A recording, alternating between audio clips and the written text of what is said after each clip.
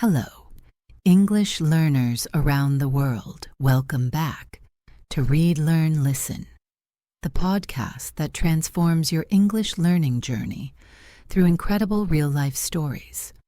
I'm your host, Clara, and I am absolutely thrilled to have you here today.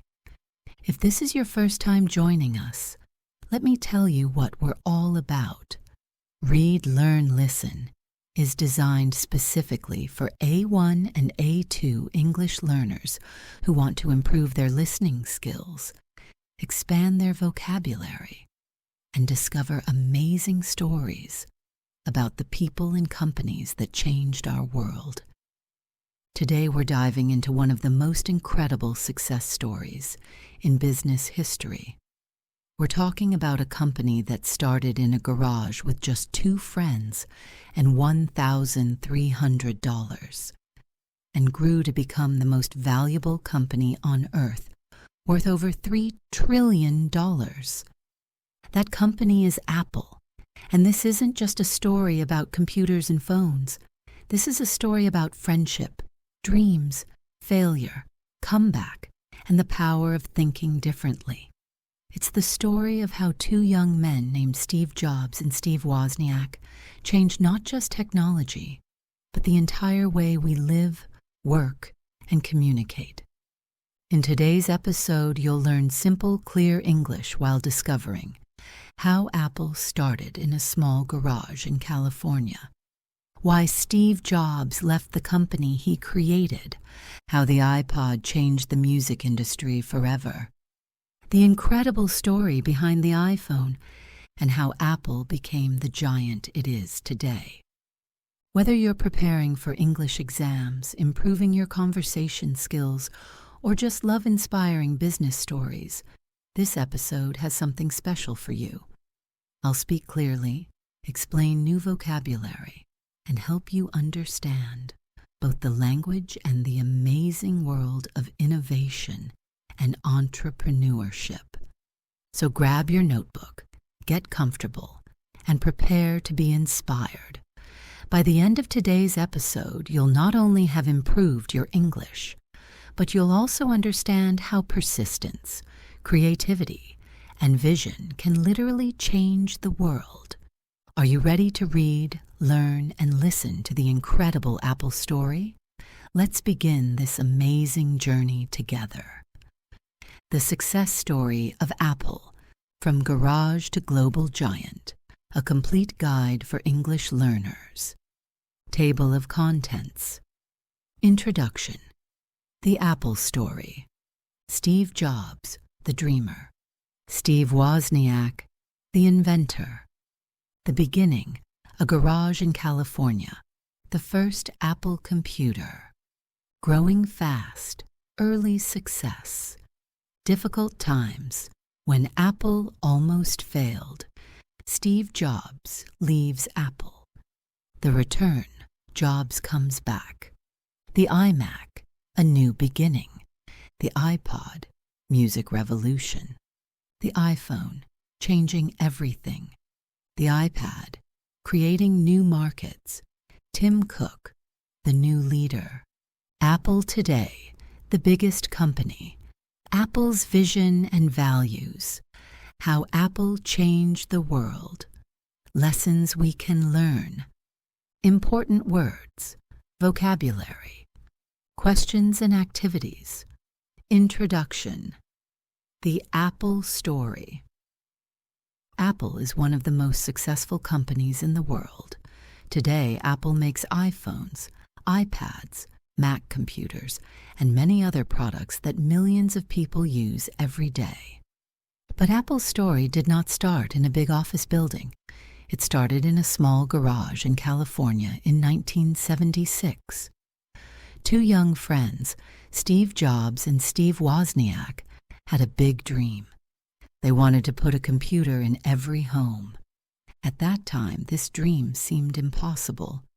Computers were huge, expensive machines that only big companies and universities could buy. Most people had never seen a computer and didn't know what one could do. But Steve Jobs, and Steve Wozniak believed that computers could help ordinary people in their daily lives. They worked day and night to make this dream come true. Their story shows us that with hard work, creativity, and determination, even the biggest dreams can become reality. Today, Apple is worth more than $3 trillion. It employs over 150,000 people around the world. Millions of people use Apple products every day to work, communicate, create, and have fun. This is the story of how Apple became successful. It's a story about innovation, friendship, competition, failure, and incredible success. It's also a story that teaches us important lessons about business, leadership, and never giving up on your dreams. For English learners, Apple's story is perfect for practicing language skills while learning about one of the world's most important companies. The vocabulary you'll learn includes business terms, technology words, and everyday English that you can use in many situations. Steve Jobs, the dreamer.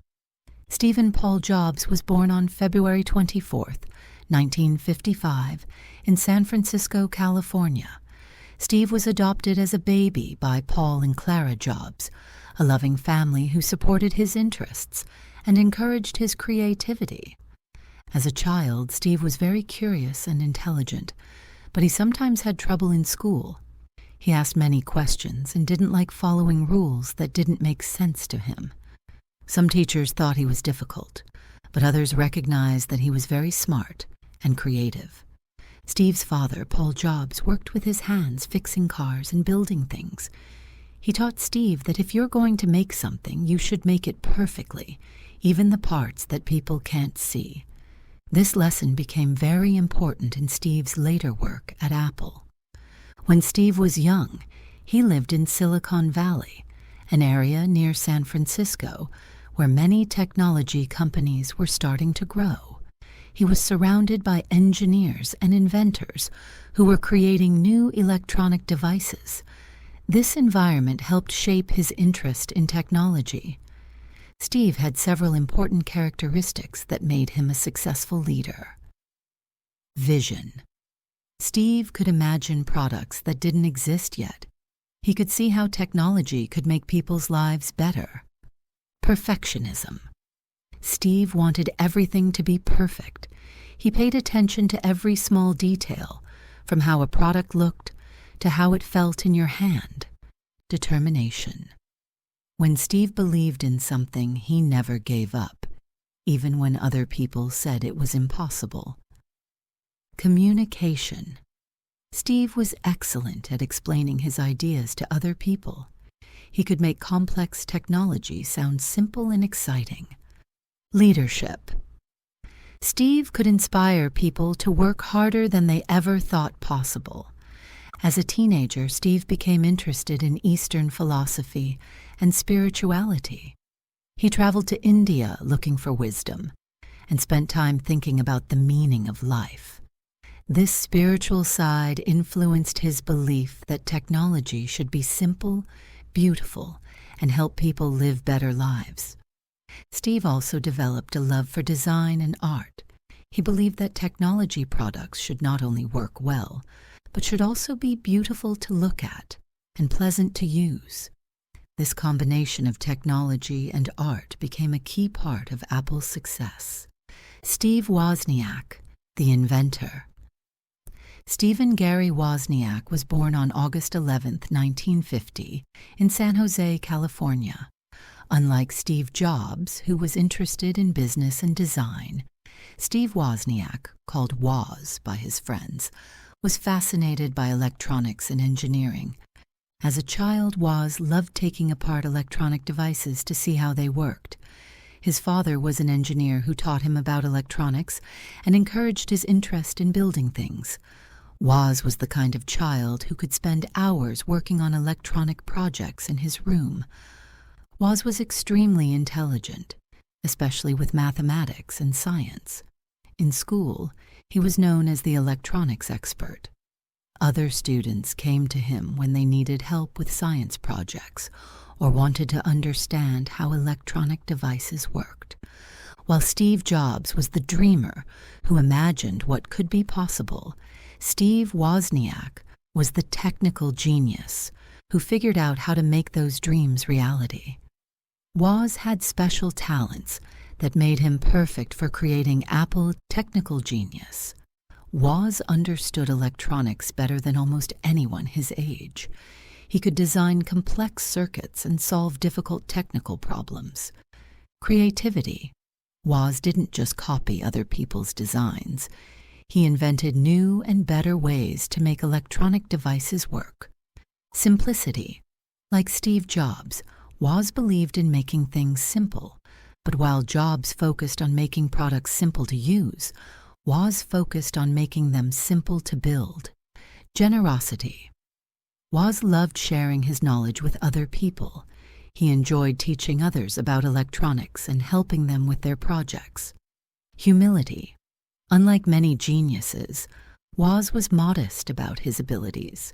He was more interested in creating cool things than in getting famous or rich. In high school, Woz met Steve Jobs through a mutual friend. Despite their different personalities, they became good friends. Jobs appreciated Woz's technical skills, and Woz admired Jobs's ability to see the big picture and communicate with people. This friendship would change both of their lives and eventually change the world. The beginning. A garage in California. In the mid-1970s, Steve Jobs and Steve Wozniak were both interested in the growing personal computer movement. At that time, computers were room-sized machines that cost hundreds of thousands of dollars. Only big companies, universities, and government agencies could afford them. But a small group of electronics enthusiasts believed that computers could be made smaller and cheaper. These hobbyists met in clubs like the Homebrew Computer Club in Silicon Valley, where they shared ideas about building personal computers. Woz started attending these meetings and became excited about the possibility of building a computer that ordinary people could own. He began designing a computer in his spare time, working on it in the evenings after his job at Hewlett-Packard. When Woz showed his computer design to Steve Jobs, Jobs immediately saw its potential. While Woz was happy to just build one computer for himself, Jobs imagined selling thousands of them to other people. Jobs convinced Woz that they should start a company together. On April 1st, 1976, they officially founded Apple Computer Company in the garage of Jobs's childhood home in Los Altos, California. The garage was small and cramped. They had a wooden workbench, some basic tools, and boxes of electronic components. Jobs's adoptive mother, Clara, sometimes brought them sandwiches while they worked. This humble beginning would later become one of the most famous stories in business history. To get money to start the company, Jobs sold his Volkswagen van, and Woz sold his HP scientific calculator. This gave them about $1,300 to buy parts and materials. They also recruited Jobs's friend Ronald Wayne to help with business matters and documentation. Wayne had experience running a small business and helped them write their first partnership agreement. However, Wayne got nervous about the risks and sold his 10% share back to Jobs and Wozniak after just 12 days. That 10% would later be worth billions of dollars. The name Apple came from Steve Jobs. There are different stories about why he chose this name. Some people say it was because he had worked at an apple orchard. Others say it was because he was on a fruit diet at the time. Jobs himself said he chose Apple because it sounded friendly and not intimidating like other computer company names. The first Apple computer. The first product from Apple Computer Company was called the Apple I. Steve Wozniak designed and built it almost entirely by himself, with Steve Jobs handling the business side. The Apple. It was revolutionary for its time, but it would look very strange to us today. It didn't have a monitor, keyboard, or case. Customers received a circuit board with electronic components, and they had to add their own keyboard and connect it to a television to use as a monitor. Despite its limitations, the Apple I was much easier to use than other computers available to hobbyists. Most personal computer kits required users to understand complex assembly language and toggle switches to input programs. The Apple I came with a simple programming language called BASIC, built right in. Woz's design was also more elegant and efficient than competitors' products. While other computers needed many expensive components, Woz figured out how to do the same things with fewer, cheaper parts. This made the Apple I both better and more affordable. Steve Jobs priced the Apple I at $666.66. This wasn't because of any special meaning. Jobs simply liked repeating numbers, and this price gave them a good profit margin. They demonstrated the Apple I at the Homebrew Computer Club, where it impressed other computer enthusiasts. Word spread quickly through the small community of personal computer hobbyists. Their first big break came when Paul Terrell, owner of the Byte Shop computer store, ordered 50 Apple I computers. This was much larger than any order they had expected. To fill this order, Jobs and Wozniak had to transform their hobby into a real business. They hired Jobs' sister Patty and his friend Dan Kotke to help assemble the computers. Clara Jobs continued to supply food, and the garage became a busy production facility. They worked long hours, carefully soldering components and testing each computer. The Apple I was moderately successful, selling about 200 units over its lifetime. More importantly, it established Apple as a real company and provided the money and experience they needed to develop their next product.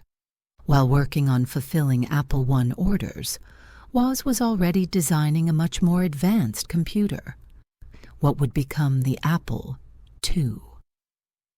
Growing fast, early success. By late 1976, Steve Jobs realized that Apple needed more money and business expertise to grow beyond a garage operation. The Apple II that Wozniak was designing would be much more sophisticated than the Apple I, but it would also be much more expensive to manufacture. Jobs began looking for investors who could provide the capital Apple needed.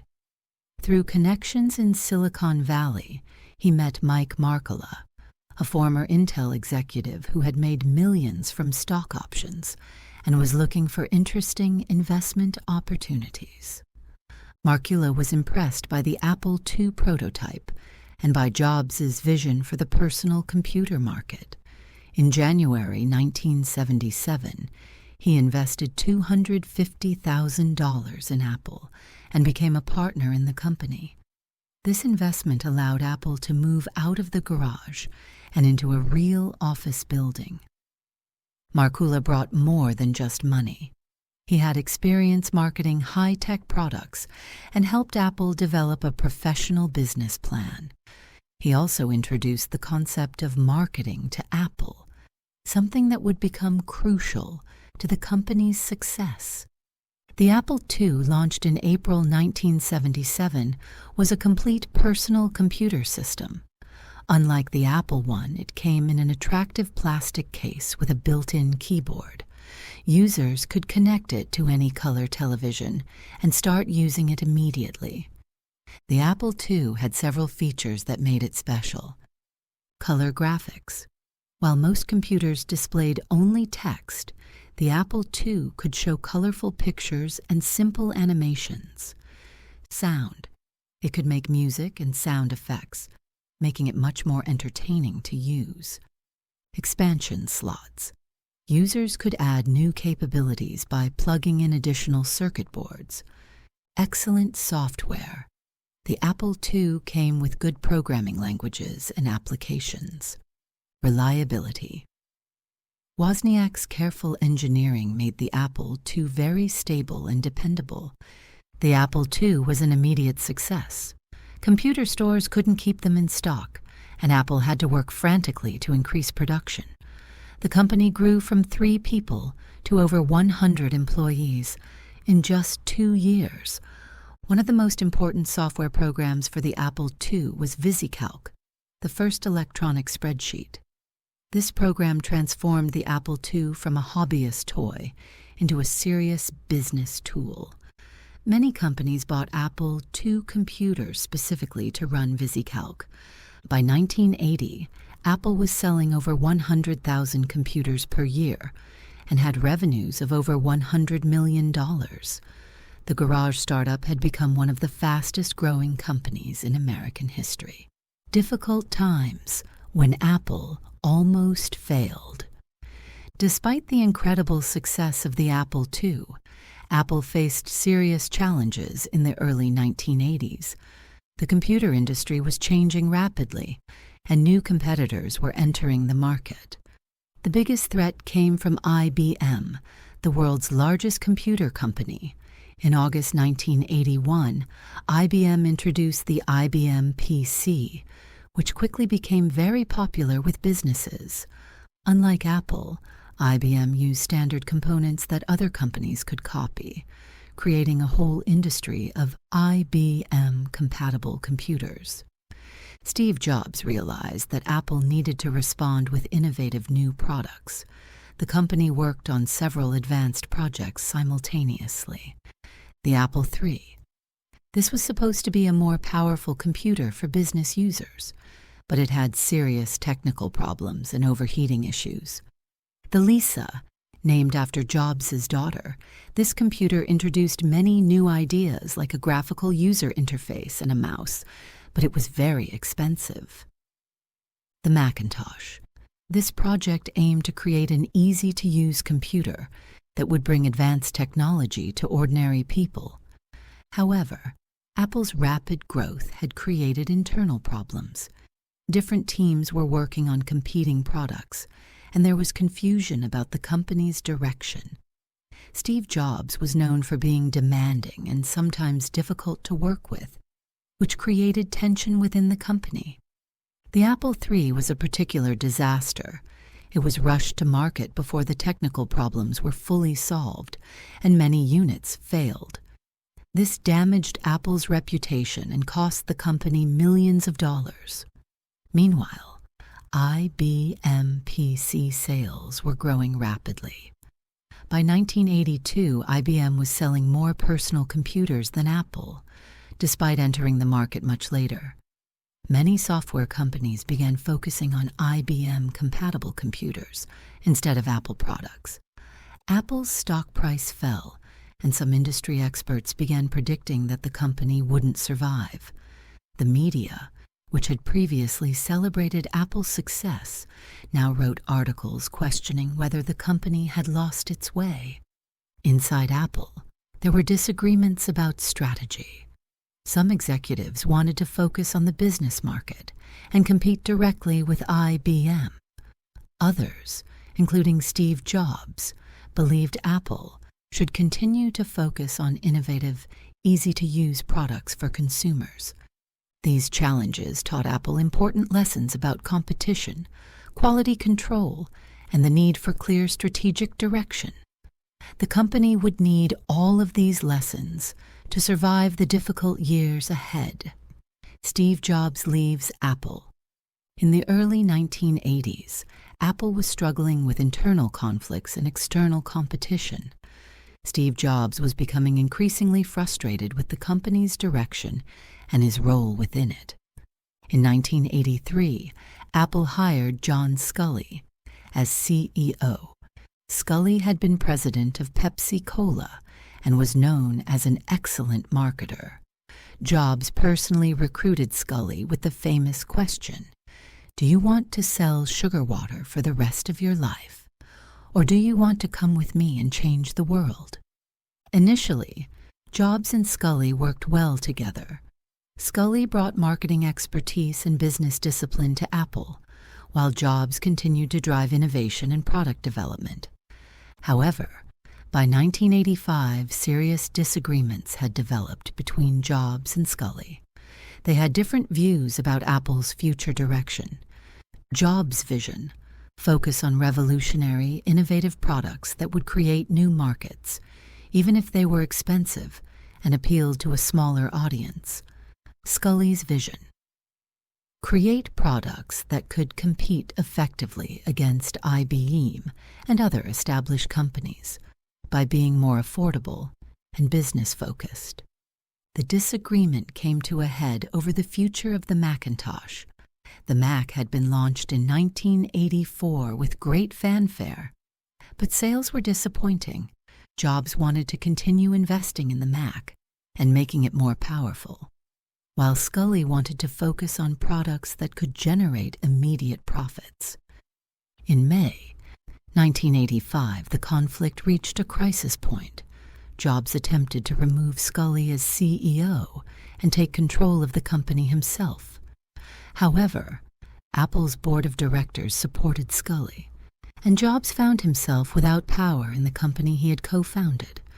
Feeling betrayed and frustrated, Steve Jobs resigned from Apple in September 1985. He sold all of his Apple stock except one share and started a new computer company called Next.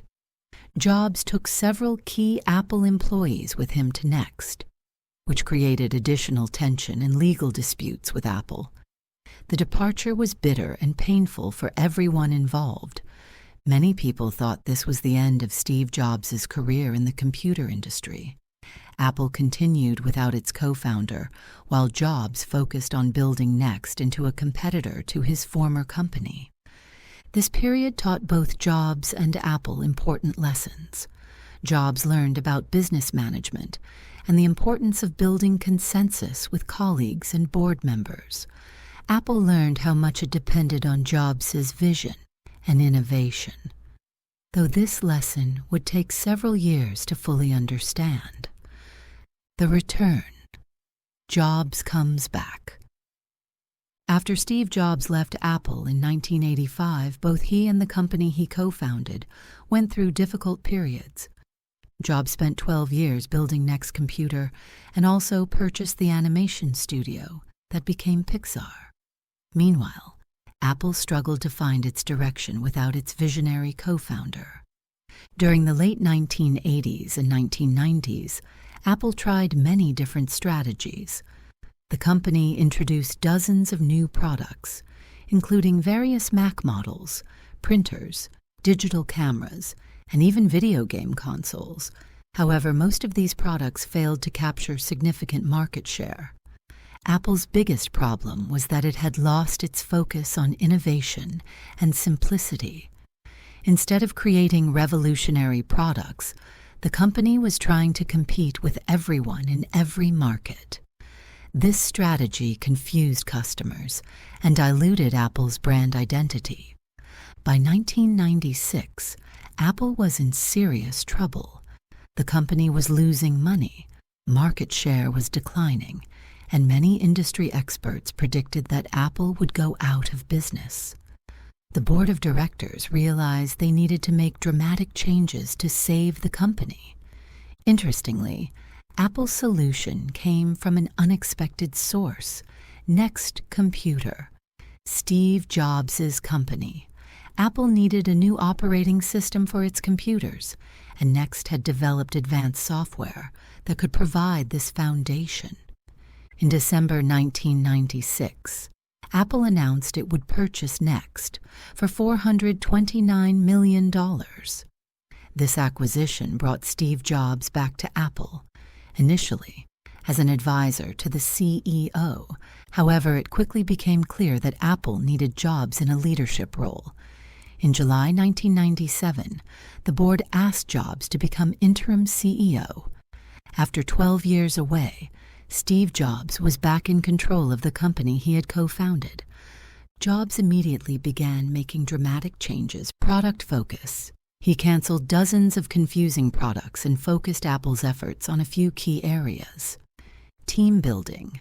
He recruited talented employees and created a culture of excellence and innovation. Design emphasis. He renewed Apple's focus on creating beautiful, easy-to-use products. Marketing. He developed clear, compelling messages about what made Apple products special. Jobs also made symbolic changes to show that Apple was returning to its innovative roots.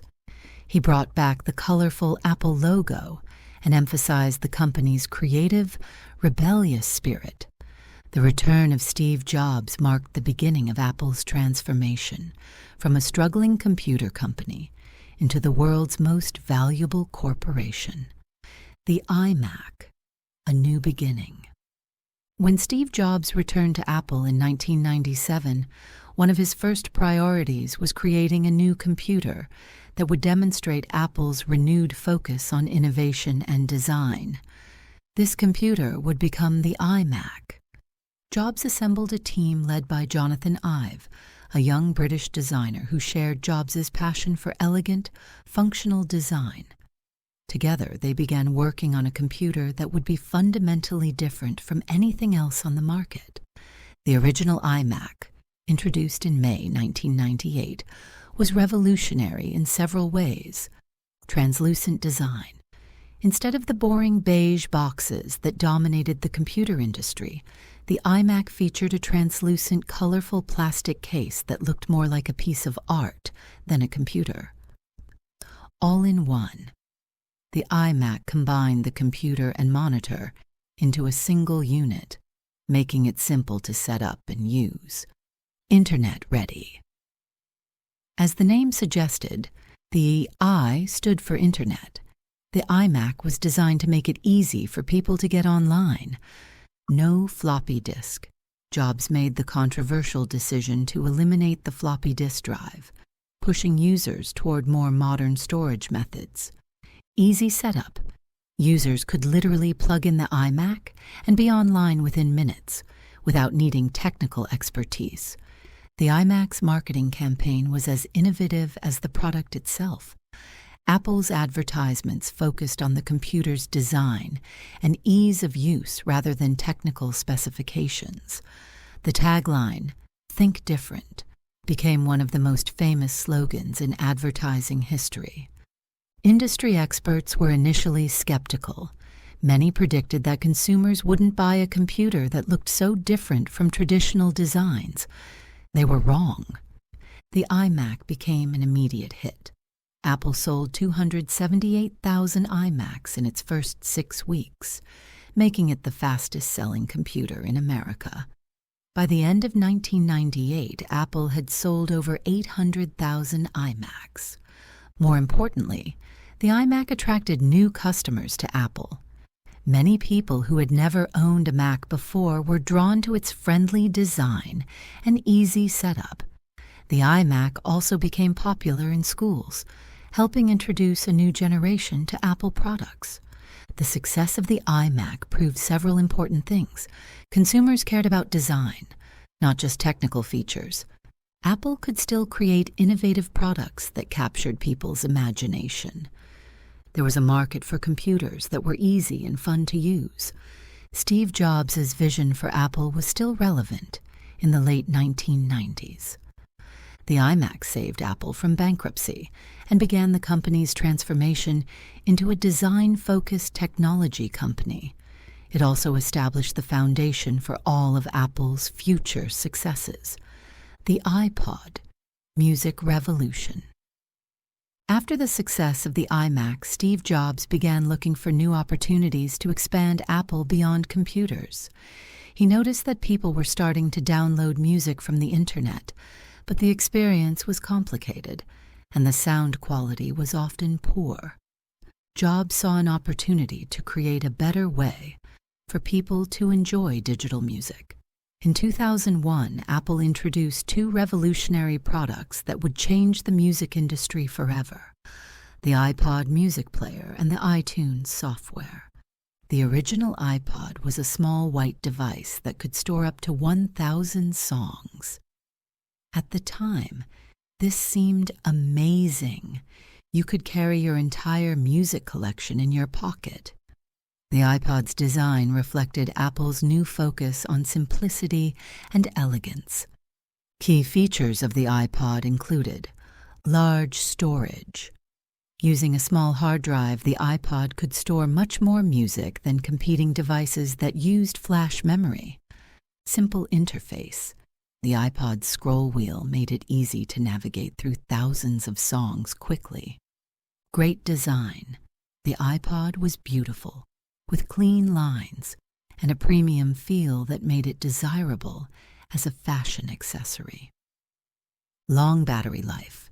Users could listen to music for hours without recharging. Fast sync.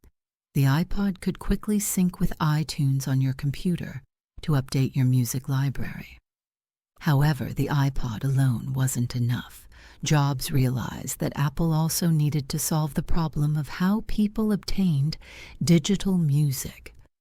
Many people were downloading music illegally because there was no easy, legal way to buy individual songs. In 2003, Apple launched the iTunes Store, which allowed people to legally purchase and download individual songs for 99 cents each. This was revolutionary because record companies had previously only sold complete albums, which were much more expensive. The iTunes Store was an immediate success. Apple sold over 1 million songs in its first week. Record labels, which had been struggling with illegal downloading, suddenly had a profitable new way to sell music. The combination of the iPod and iTunes Store created a complete ecosystem for digital music. People could easily buy music from iTunes and sync it to their iPod. This integration between hardware, software, and services became a key part of Apple's strategy. The iPod's success was incredible. By 2007, Apple had sold over 100 million iPods. The iPod became a cultural icon, appearing in movies and TV shows. White earbuds became a symbol of the iPod generation. Apple's revenue grew from $8 billion in 2001 to $24 billion in 2007. The iPod proved that Apple could succeed in markets beyond computers. It also demonstrated the power of creating complete ecosystems rather than just individual products. Most importantly, the iPod's success gave Apple the confidence and resources to pursue even more ambitious projects. The iPhone, changing everything. By 2005, Steve Jobs was looking for Apple's next revolutionary product. The iPod had been incredibly successful, but Jobs knew that eventually other devices would begin incorporating music playback features. Jobs noticed that people were carrying multiple devices, a phone, an iPod for music, and sometimes a separate device for email and internet. He envisioned a single device that could replace all of these separate gadgets. The idea of the iPhone was born. A device that would be an iPod, a phone, and an internet communicator all in one. Developing the iPhone was one of the most challenging projects in Apple's history. The team had to solve numerous technical problems. Touchscreen technology. Most phones use physical keyboards, but Jobs wanted a large screen that could display different interfaces for different applications. Battery life. Combining all these features in a small device while maintaining reasonable battery life was extremely difficult. Software interface. Apple had to create an entirely new operating system, designed specifically for touch interaction. Size and weight. The iPhone had to be small enough to fit comfortably in your pocket while including all the necessary components. Durability. Unlike an iPod that stayed in your pocket, a phone would be used constantly and needed to survive daily wear and tear. The iPhone project was kept extremely secret within Apple. Even many employees didn't know what the company was working on.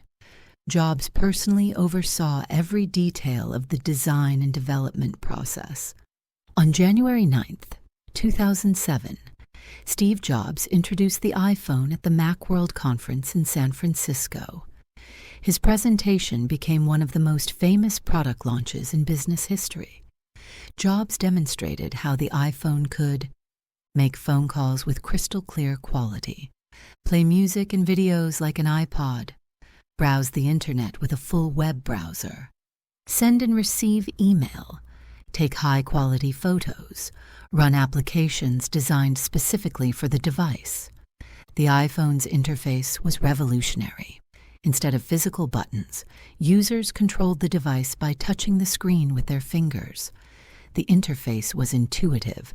You could scroll through lists by swiping your finger, zoom in on photos by pinching, and navigate by tapping icons. When the iPhone went on sale on June 29, 2007, people lined up at Apple stores across the country. Apple sold 270,000 iPhones in the first 30 hours. The iPhone's impact on the technology industry was immediate and dramatic. Other phone manufacturers rushed to create their own touchscreen devices. The concept of apps, small programs designed for mobile devices, became central to the mobile experience. Internet usage on mobile devices increased dramatically. The iPhone became the blueprint for all future smartphones. The iPhone proved that Apple could revolutionize industries beyond computers and music. It established Apple as one of the world's most innovative companies and set the stage for the company's incredible growth over the following decade. The iPad, creating new markets. After the revolutionary success of the iPhone, many people wondered what Apple would do next. Steve Jobs had been thinking about tablet computers for years, but the technology hadn't been advanced enough to create the product he envisioned. By 2010, advances in battery technology, processors, and touchscreens made it possible to create a larger device that would be thin, light, and have good battery life. Jobs decided it was time to introduce the iPad. The iPad was announced on January 27, 2010. Jobs described it as a device that would fill the gap between smartphones and laptops, perfect for activities like browsing the web, reading email, viewing photos, playing games, and reading books. Key features of the original iPad: large screen. At 9.7 inches, the iPad screen was much larger than the iPhone, making it better for reading and viewing content. Thin and light. Despite its large screen, the iPad was only 0.5 inches thick and weighed just 1.5 pounds. Long battery life. The iPad could run for up to 10 hours on a single charge. Touch interface. Like the iPhone, the iPad was controlled entirely through touch gestures. App Store.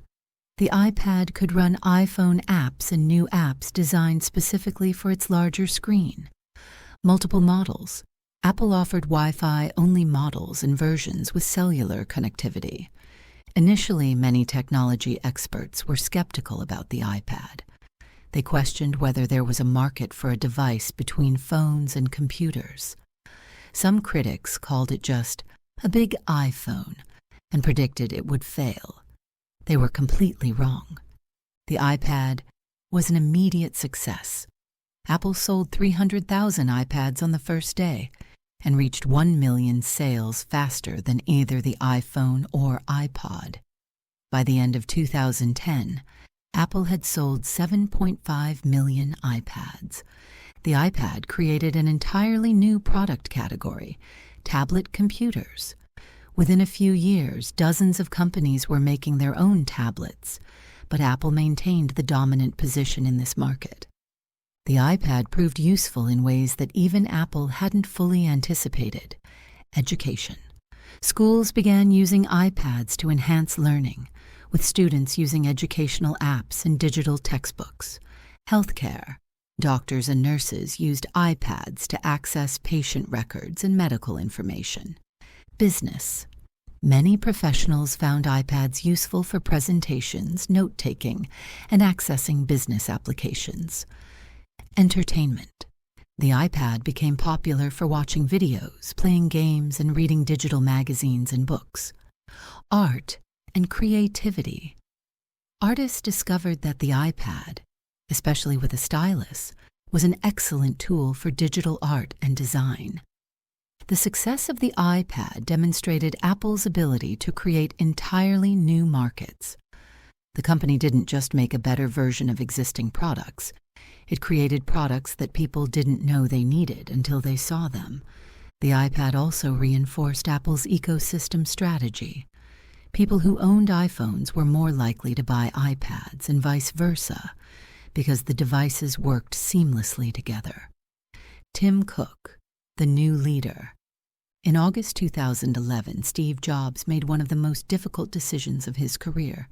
His health had been declining due to pancreatic cancer, and he realized he needed to step down as CEO of Apple. Jobs chose Tim Cook as his successor. Cook had been Apple's chief operating officer since 2007 and had been running the company's day-to-day operations for several years. Tim Cook was very different from Steve Jobs in personality and leadership style. Background: Cook had an engineering degree and an MBA with extensive experience in manufacturing and supply chain management. Personality: while Jobs was known for being passionate and sometimes explosive, Cook was calm, methodical, and diplomatic. Leadership style: Cook believed in collaboration and team building, whereas Jobs was more of a visionary autocrat. Focus: Cook excelled at operational efficiency and was less involved in product design than Jobs had been. When Cook became CEO, many people wondered if Apple could maintain its innovative culture without its legendary co-founder. Some critics predicted that Apple would become just another technology company without Jobs' unique vision. Steve Jobs passed away on October 5, 2011, just weeks after Cook became CEO. The entire technology industry mourned the loss of one of its most influential figures. Under Tim Cook's leadership, Apple has continued to grow and innovate. Financial success: Apple became the world's most valuable company, with a market value exceeding $3 trillion. Product evolution: Cook oversaw the development of new products like the Apple Watch and AirPods, while continuously improving existing products. Global expansion: Apple expanded its presence in international markets, particularly in China and other Asian countries. Services growth: under Cook, Apple's services business, including the App Store, iCloud, and Apple Music, became a major revenue source. Social responsibility: Cook made Apple more vocal about social and environmental issues, including privacy rights and renewable energy. Operational excellence: Cook's background in operations helped Apple manage its complex global supply chain more effectively. While Cook's leadership style is different from Jobs, he has successfully maintained Apple's culture of innovation while adding his own strengths in business management and social responsibility. Cook's success proves that great companies can survive the transition from their founders to new leadership, as long as the core values and culture remain strong. Apple today, the biggest company. Today, Apple is the most valuable company in the world. Its success goes far beyond what Steve Jobs and Steve Wozniak could have imagined when they started the company in their garage in 1976. Current products and services: iPhone, still Apple's most important product, generating about half of the company's revenue. New iPhone models are released every year with improved cameras, faster processors, and new features. Mac computers. Apple continues to make desktop and laptop computers, now with their own custom processors called Apple Silicon. iPad. The tablet market that Apple created continues to grow, with iPads used in schools, businesses, and homes worldwide. Apple Watch. Launched in 2015, the Apple Watch became the world's most popular smartwatch and opened new markets in health and fitness. AirPods. These wireless earbuds became incredibly popular and helped define a new category of audio products. Services. Apple's services business includes the App Store, Apple Music, iCloud storage, and other digital services. Apple TV Plus. Apple's streaming video service competes with Netflix and other entertainment platforms. Financial success, annual revenue, over $380 billion. Employees, more than 150,000 worldwide. Market value, over $3 trillion. Cash reserves, over $200 billion. Global impact. Apple products are used by over 1 billion people worldwide. The company has retail stores in dozens of countries and supports millions of jobs through its supply chain and app ecosystem. Innovation continues. Apple continues to invest heavily in research and development, working on new technologies like augmented reality, autonomous vehicles, and advanced health monitoring. Challenges. Despite its success, Apple faces ongoing challenges. Intense competition from other technology companies, regulatory scrutiny from governments around the world, the need to constantly innovate and create new products, managing a complex global supply chain, balancing growth with environmental responsibility. Environmental commitment.